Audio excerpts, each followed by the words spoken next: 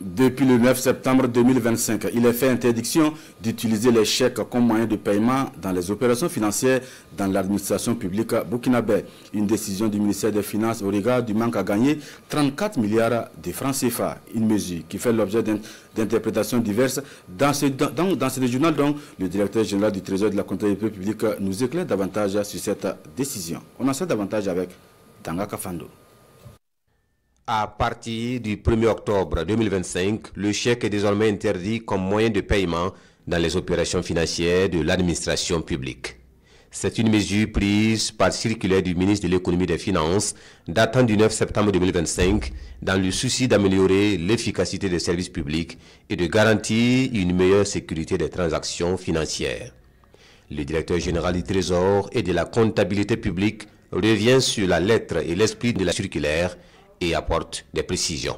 Il faut entendre par opération financière de l'État, et pour ce qui concerne en tout cas l'esprit et la lettre de cette circulaire, c'est tout ce qui est opération d'encaissement en faveur de l'État. Il s'agit de tous ceux-là qui doivent à l'État sous forme d'impôts ou d'aide quelconque qu'ils doivent régler et au profit du trésor public. Donc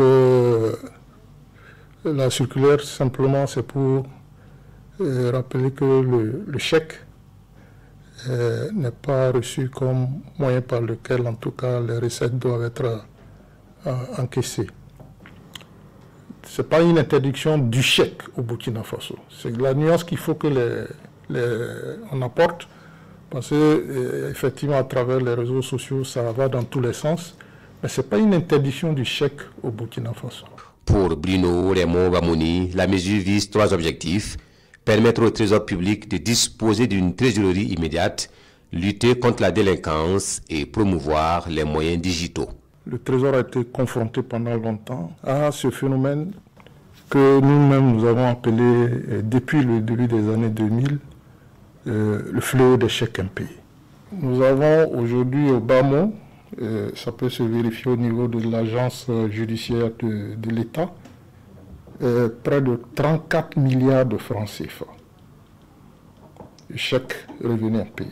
L'entrée en vigueur de la circulaire permettra à l'État de lutter contre la délinquance au moyen du chèque, la déperdition des ressources. Elle permettra également de sécuriser les populations en disposant de la trésorerie pour faire face aux besoins de l'État. Depuis la publication de la circulaire, les interprétations font bon train, entraînant souvent des amalgames entre le chèque comme moyen de paiement dans les opérations financières de l'administration publique et le chèque trésor. Le directeur général du Trésor et de la comptabilité publique se veut suffisamment clair. Il ne s'agit pas du chèque trésor qui est en question. On parle de chèques émis au profit du Trésor.